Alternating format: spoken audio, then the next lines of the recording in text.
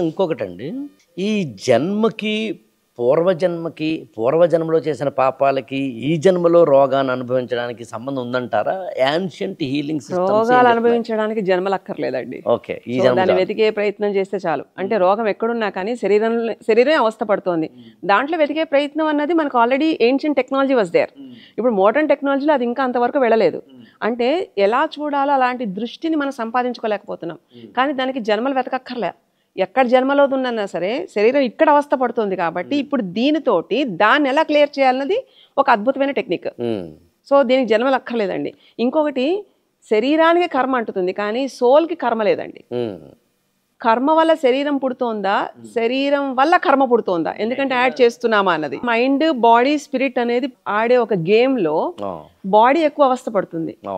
Spirit చూసే చూడనట్టుగా ఊరుకుంటుంది. Just it is like a mirror, but everything will be in this mind.